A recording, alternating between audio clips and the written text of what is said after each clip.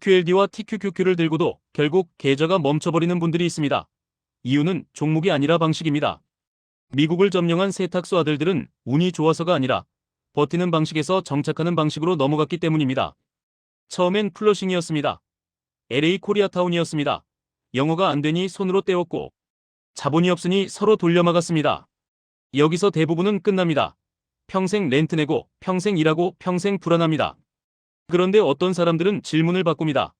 어디서 버틸 것인가가 아니라 어디에 정착할 것인가로 바꿉니다. 그 순간부터 인생이 달라집니다.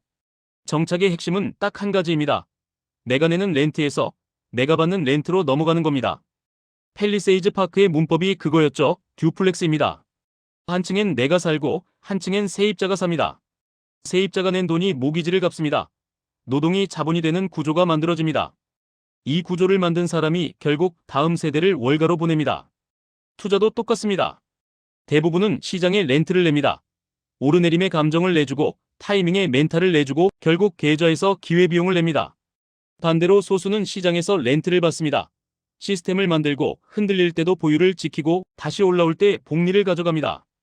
QLD와 TQQQ는 그 구조를 극단적으로 보여주는 도구입니다.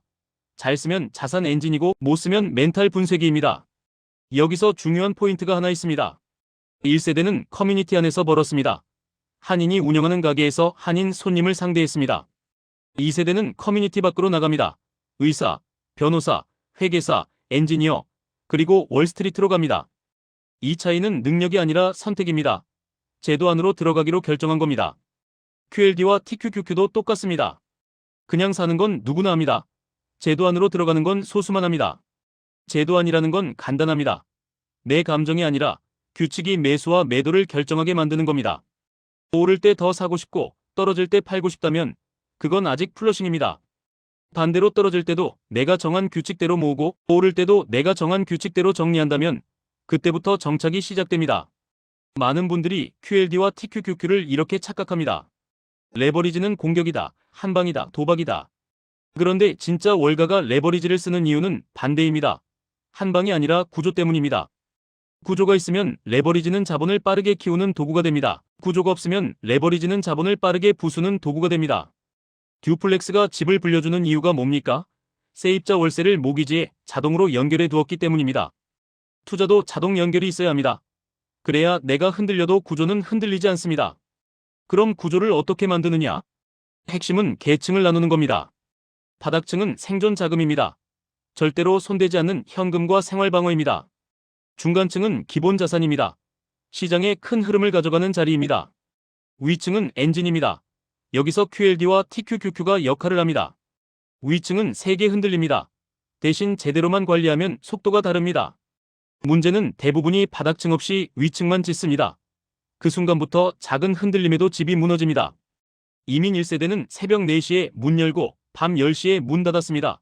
그 돈이 어디로 갔습니까? 아이들 학비로 갔고 듀플렉스 다운페이로 갔습니다. 투자도 똑같습니다. 돈이 생기면 소비로 사라질지 자산의 다운페이로 쌓일지에서 갈립니다. QLD와 TQQQ는 다운페이를 빠르게 키우는 수단이 될 수 있습니다. 대신 조건이 있습니다. 돈이 들어갈 길이 미리 정해져 있어야 합니다. 그리고 한 가지 더, 진짜 편입은 제도 안에 들어갈 때 완성된다고 했죠. 영상 속에서도 경제적 성공은 문을 열어주지만 진짜 권력은 로컬 정치에서 나온다고 했습니다.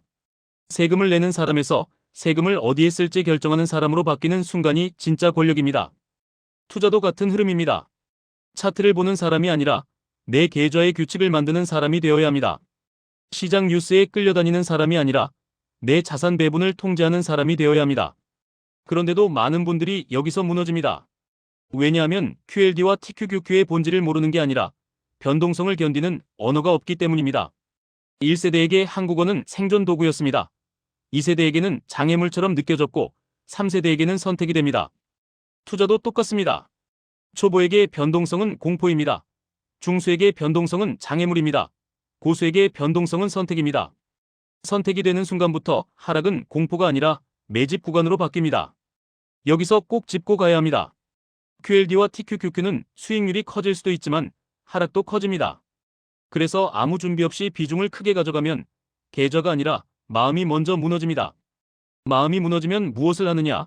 바닥에서 던지고 꼭대기에서 다시 삽니다. 이 패턴이 반복되면 레버리지는 독이 됩니다. 그래서 필요한 건 딱 두 가지입니다. 첫째는 내가 견딜 수 있는 비중, 둘째는 내가 흔들릴 때 지켜줄 현금 완충입니다. 이 두 개가 없으면 레버리지는 아직 내 것이 아닙니다. 자, 그럼 사람들이 제일 많이 묻는 질문으로 바로 들어가겠습니다. 지금 들어가도 되나요? 이미 많이 오른 거 아닌가요? 답은 단순합니다. 한 번에 끝내려 하면 늦습니다. 구조로 들어가면 늦지 않습니다. 세탁소아들이 미국을 점령한 건 하루아침이 아니었습니다. 플러싱에서 버텼고, 팰리세이즈 파크에서 정착했고, 월가에서 자본을 굴렸습니다. 투자도 세 단계가 있습니다. 버티는 매수, 정착하는 매수, 굴리는 매도와 재매수. 이 순서로 가야 합니다. 다음 질문입니다. QLD가 좋나요? TQQQ가 좋나요? 이 질문 자체가 함정입니다. 듀플렉스가 좋은지 단독주택이 좋은지로 싸우는 것과 같습니다. 중요한 건 집을 늘리는 구조입니다. QLD는 상대적으로 흔들림이 덜하고 TQQQ는 흔들림이 더 큽니다. 흔들림이 큰 만큼 규칙이 더 필요합니다. 그래서 많은 분들에게는 QLD가 먼저입니다. 구조를 만들고 멘탈을 단련하고 그 다음에 TQQQ로 엔진을 올리는 게 더 오래 갑니다. 반대로 처음부터 TQQQ로 풀악셀을 밟으면 시장이 아니라 내 손이 먼저 브레이크를 밟습니다. 또 나옵니다. 얼마를 사야 하나요? 정답은 없습니다. 다만 틀린 답은 있습니다. 생활비를 줄여서 무리하게 넣는 것, 빚을 늘려서 넣는 것, 하락이 오면 못 버틸 돈을 넣는 것. 세탁소 1세대가 듀플렉스를 산 이유는 세입자 월세가 모기지를 갚아줄 계산이 나왔기 때문입니다. 투자도 계산이 나와야 합니다. 내가 견딜 수 있는 하락폭이 어느 정도인지, 그때도 잠을 잘 수 있는지, 그게 먼저입니다. 그리고 마지막으로 이런 질문도 있습니다. 이렇게까지 해서 왜 하필 QLD와 TQQQ인가요? 이유는 간단합니다. 미국 시장의 핵심은 성장의 엔진이 계속 바뀌어도 혁신이 멈추지 않는 구조에 있습니다. 그래서 핵심 성장 흐름을 따라가려면 결국 나스닥 중심의 성장 바스켓을 무시하기가 어렵습니다. QLD와 TQQQ는 그 흐름을 압축해서 타는 방식입니다. 압축이란 말은 장점도 단점도 같이 온다는 뜻입니다. 그래서 이걸로 부자 되는 사람은 종목을 믿는 사람이 아니라 구조를 지키는 사람입니다. 끝으로 하나만 더 말하겠습니다. 2026년 1월 7일 미국의 기준 문서에 김치가 들어갔다고 했죠. 누가 로비해서가 아니라 미국의 영양학자들이 미국인의 건강을 위해 넣었다는 겁니다. 이게 뭘 의미합니까? 버티던 것이 어느 순간 제도 안으로 들어갑니다. 투자도 그렇습니다.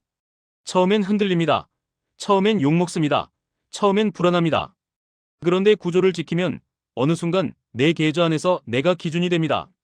그때부터는 뉴스가 나를 흔들지 못합니다. 그때부터는 하락이 와도 내가 해야 할 일이 명확합니다. 그게 진짜 정착입니다. 지금 QLD와 TQQQ를 들고 계신다면 오늘부터 질문을 바꾸시면 됩니다.